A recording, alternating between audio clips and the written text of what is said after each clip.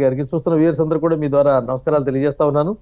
Sir, madam, ఒకటి చంద్రికాజీ, LG farmer సంఘటన వారు కూడా చెప్పారు. కానీ ఎల్జీ ఫార్మర్ సంఘటనకి ఇప్పుడు జరిగినటువంటి సంఘటనకి ప్రమాదాల్లో ఉన్నటువంటి తేడా ఏమిటంటే, ఆనాడు ప్రమాదం ఎల్జీ ఫార్మర్స్ది కేవలం కరోనా సమయంలో వారికి అత్యవసరమైనటువంటి లిక్కర్ సంబంధించినటువంటి అంశాల కోసమే ఆ ఫ్యాక్టరీ ఓపెన్ చేయబడింది హడావుడిగా.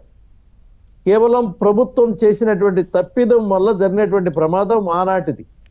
ఈ రోజు జరిగినటువంటి ప్రమాదం ఫ్యాక్టరీలో జరిగింది. ఫ్యాక్టరీ యాజమాన్యం చేసినటువంటి ఆ ఒక లోపభూయిష్టమైనటువంటి పత్రాలు ఇచ్చినటువంటి తర్వాత కూడా నిర్వహించేటువంటి, ఎప్పటికైనా ఈ ప్రమాదం జరిగిద్దని తెలిసినప్పటికీ కూడా ఆనాడు ఇచ్చినటువంటి అవినీతి ప్రభుత్వం ఇచ్చినటువంటి కేవలం ఆ సర్టిఫికేట్లు ఏవైతే ఉన్నాయో, ఆడిట్ రిపోర్ట్లు, ఆ దాంట్లో చేసినటువంటి దాని భాగంగానే కంటిన్యూ చేసినటువంటి సర్టిఫికేషన్ మీద జరిగినటువంటి యాక్సిడెంట్. నాటికి నీటికి ఉన్నటువంటి స్పందన, ఆనాడు ఎవరైతే చనిపోయినటువంటి విషవాయువుల వల్ల చనిపోయినటువంటి నాటి వ్యక్తులకి ఇవ్వలేనటువంటి నష్టపరిహారంతో పాటుగా మాట్లాడి రోడ్డు మీదకి వచ్చినటువంటి బాధితుల మీద కేసులు కట్టించింది ఆనాటి ప్రభుత్వం. మరి ఈనాడు ఎవరు కూడా బయటకు వచ్చి మాట్లాడేవాళ్ళు లేరు.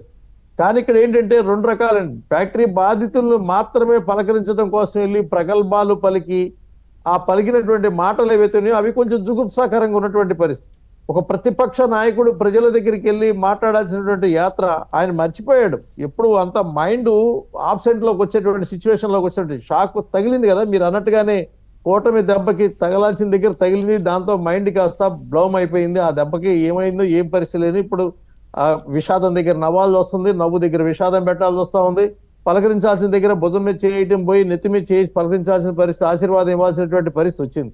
ఇది ప్రజలు చూస్తున్నటువంటి వాతావరణం. ఎందుకంటే మతి చెడినటువంటి మాజీ ముఖ్యమంత్రి ఇవాళ చేస్తున్నటువంటి శాస్త్రాలు ఏవైతే ఉన్నాయో ప్రజలు గమనించారు కాబట్టి, బాబు నువ్వు అనుకున్నట్టుగా నీ బాబులాగా నువ్వు మంచి బాబు కాదు, నీ యొక్క జాబు ఇప్పుడు ఉన్నటువంటి వాతావరణం ప్రకారం నువ్వు చేయాలని చెప్పినటువంటి విధానంతో వెనక్కి వెళ్ళినటువంటి ప్రతిపక్ష నాయకుడిగా మారినటువంటి గత పాలకుడు ఈ రోజు చేస్తున్నటువంటి వైనం ఏదైతే ఉందో, ఇవాళ కేవలం బాధితులను పలకరించడం కాదండి, పాపాలు నేరాలు ఘోరాలు చేసి జైల్లో ఉన్నటువంటి పాపాత్ములను పలకరించడం కోసం వెళ్తున్నటువంటి యాత్రలో కూడా ఇదే మాటలు మాట్లాడుతున్నటువంటి పరిస్థితి.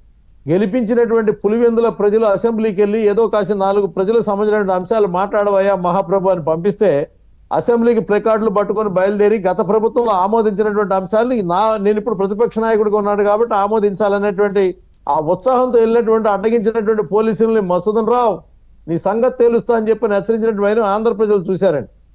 5 సంవత్సరాల పాటు ఆంధ్రప్రదేశ్ లో చట్టం అనే దాని మీద ఉక్కు పాదం మేపి వాళ్ళ అధికారాలు లేకుండా చేసి, చట్టం సమాజంలో లేదన్న తరపుడు అరాచక శక్తులు రాజ్యం వెళ్ళినప్పుడు యువత నిర్వీర్యమై మాదక మత్తు ద్రవ్యాలకు అలవాటు పడి వాళ్ళ సమాజం పాడైపోయినటువంటి పరిస్థితిలో ఆ సమాజాన్ని మళ్ళీ తిరిగి పునర్నిర్మాణం చేయడానికి ఇబ్బందులు పడుతూనే నిర్మాణం కోసం పాటుపడుతున్నటువంటి ఇవాళ నిర్మాణ శిల్పుల యొక్క ప్రయత్న ప్రభుత్వం ఈ రోజు ఏర్పడింది చంద్రిక గారు. కానీ ఇక్కడ ఒక పాయింట్ మీరు అన్నారు కదా, మీరు కన్స్ట్రక్షన్ వారిది డిస్ట్రక్షన్ పాలసీ అని అలా అనుకుంటున్నప్పుడు చూసేవాళ్ళు బయట నుంచో ప్రజలు లేదా మీడియానో మీరు అన్నారు ఏమండి ఇలాగా ప్రజలు ఆయనకి ఇలా చేస్తున్నారు. కానీ ఇందాక సత్యమూర్తి గారు ఒక ఓపెనింగ్ రిమార్క్స్లో ఒక పాయింట్ అన్నారు, ఏమండి నన్ను చూస్తే భయపడతారు చంద్రబాబు గారు అందుకే మీకు ఇలాగ వస్తుంది అని అంటున్నప్పుడు మీరు